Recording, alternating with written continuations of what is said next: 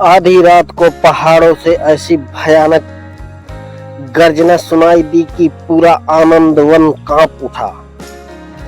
कुछ जानवर बोले राक्षस आ गया, लेकिन लोमड़ी मंत्री ने जो सच देखा उसने पूरे जंगल की किस्मत बदल दी।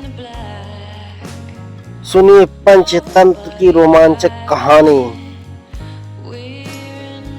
नमस्कार मित्रों, आप सभी का स्वागत है एक बार फिर से हमारे YouTube चैनल @LaviOfficial.com में, जहां आपको मिलती है हर दिन नई नई प्रेरणादायक पौराणिक और रहस्यमयी कहानियां।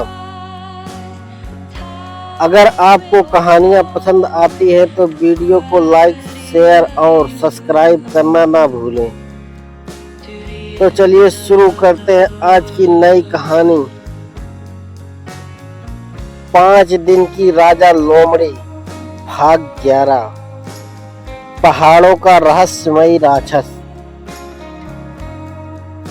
शिकारी के जाने के बाद आनंद वन में फिर से शांति लौट आई थी।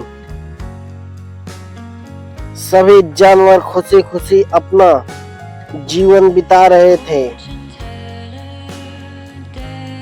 लेकिन एक रात पूरा जंगल एक भयानक आवाज से गूंज उठा।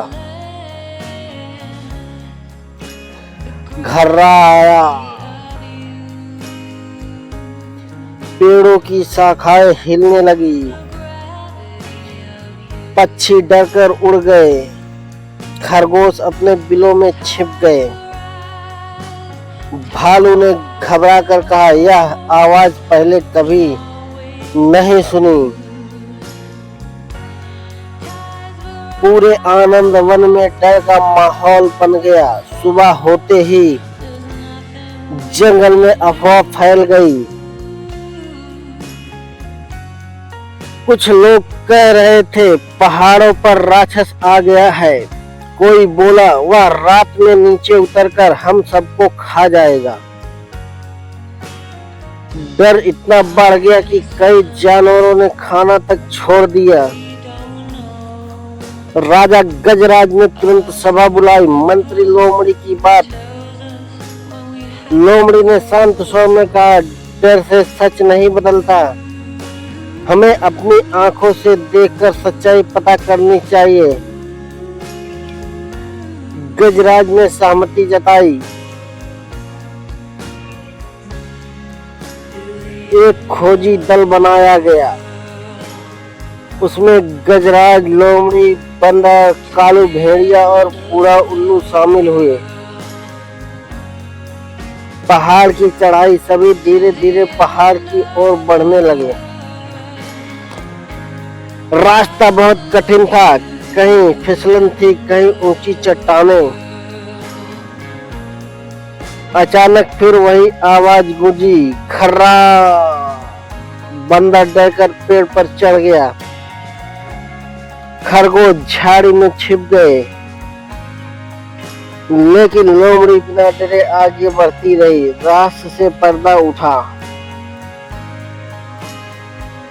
पहाड़ की चोटी पर पहुंचकर सबने जो देखा उसे देखकर सभी हैरान रह गए।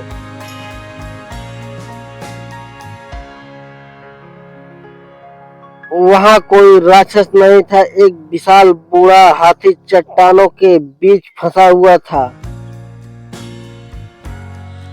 उसके पैर में बड़ी चट्टान अटक गई थी। दर्द की वजह से उसकी गर्जना पूरे जंगल में गूंज रही थी। बूढ़े हाथी की आंखों में आंसू थे। राजा गजराज तुरंत आगे बढ़े। उन्होंने अपनी पूरी ताकत से चट्टान हटाने की कोशिश की। भालू ने मिट्टी हटाई, बंदर बेल लेकर आए, कालू भेड़िया दूसरी तरफ से पत्थर हटाने लगा। लोमड़ी सबको सही दिशा बताती रही। कई घंटों की मेहनत के बाद आखिरकार चट्टान हट गई। बूढ़ा हाथी आजाद हो गया। उसने धीरे से कहा, मैं हिमवन जंगल का सबसे पुराना हाथी हूँ। भोजन की तलाश में यहाँ आया था, लेकिन फंस गया। अगर तुम लोग नहीं आते तो शायद मैं कभी बाहर नहीं निकल पाता। सभी जानवर भावुक हो गए। बूढ़ा हाथी बोला, मैंने जीवन में एक बात सीखी है,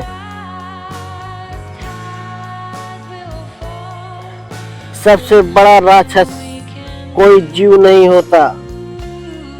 सबसे बड़ा राक्षस डर और भ्रम होता है। पूरा जंगल शांत हो गया।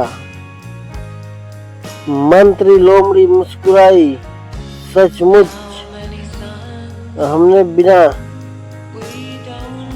देखे ही डर को सच मान लिया था।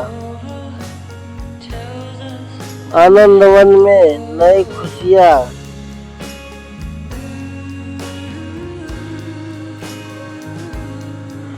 राजा गजराज ने बूढ़े हाथी को सम्मान पूर्वक जंगल में रहने का निमंत्रण दिया। बूढ़ा हाथी बच्चों को जंगल की पुरानी कहानियां सुनाने लगा। बंदर रोज उसकी नकल करता और सबको हंसाता। कालू भेड़िया उसकी रक्षा करता। लोमड़ी नई योजनाएं बनाती। आनंदवन पहले से अधिक खुशहाल हो गया। अफवाह और डर अक्सर हमें गलत रास्ते पर ले जाते हैं। सच्चा साहस वही जो सच्चाई जानने का प्रयास करे और जरूरतमंद की मदद करे। लेकिन अगले ही दिन आनंदवन की नदी का पानी अचानक नीला चमकने लगा। क्या यह कोई चमत्कार था या किसी नए रहस्य की शुरुआत? नीली नदी का रहस्यमय में कहानी और भी रोमांचक होगी।